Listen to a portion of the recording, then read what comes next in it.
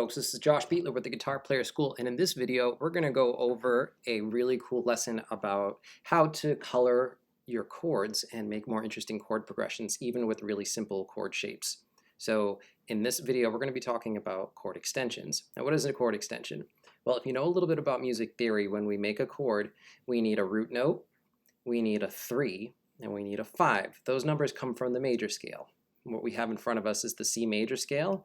Following the major scale formula, whole step, half step, whole step, whole step, whole step, half step. So you take the first, the third, and fifth note and stack them on top of each other, and what you get is a major chord. We're just playing these all together over here to get the chord shape. Now, what you might not know is that the extensions, which are the other notes in the scale, when you continue stacking the chord in thirds, you can get all sorts of really cool chords. So what do I mean by in thirds? Well, if I were to change these to letters,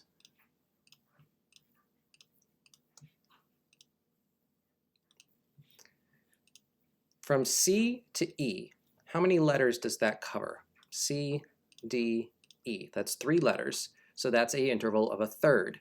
From E to G, E, F, G, how many intervals or notes does that cover? It also covers 3. So it's another third. So that gives us the root, the third, and the fifth.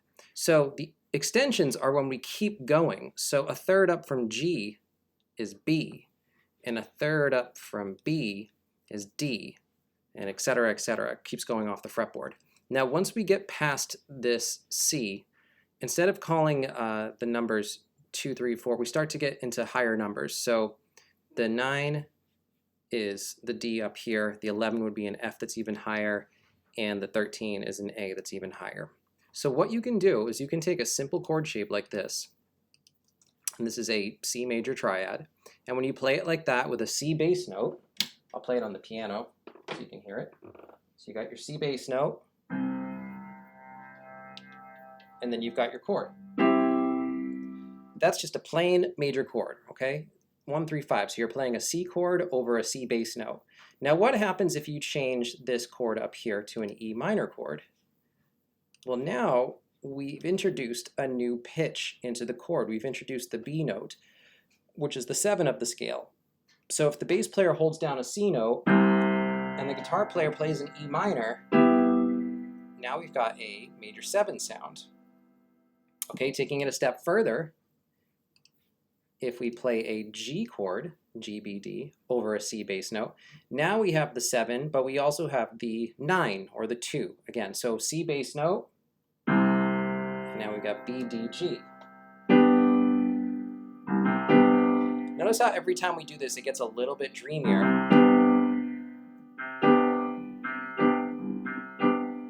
Okay, the next one is actually a little bit crunchy. This is a B diminished chord over a C.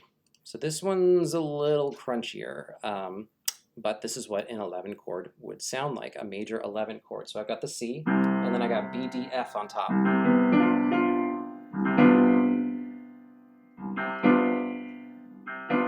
That chord would only be used in certain situations. And then the final one is a D minor chord over a C note.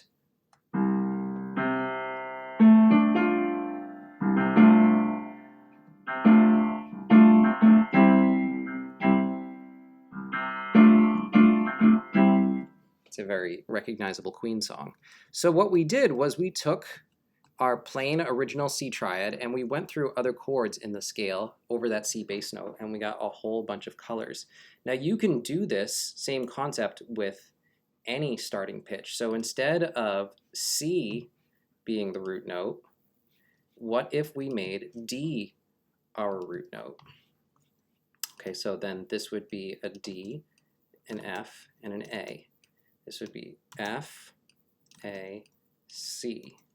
This would be A, C, E. This would be C, E, G, and this would be E, G, and B. Okay, so a D minor over a D bass note is just going to sound like a D minor chord. If I play an F chord over a D bass note, then it's going to sound like a D minor 7 chord. If I play an A minor over a D bass note, it's going to sound like a D minor 9. If I play a C chord over a D bass note, it's a minor 11. And if I play an E minor over a D bass note, it's a D minor 13.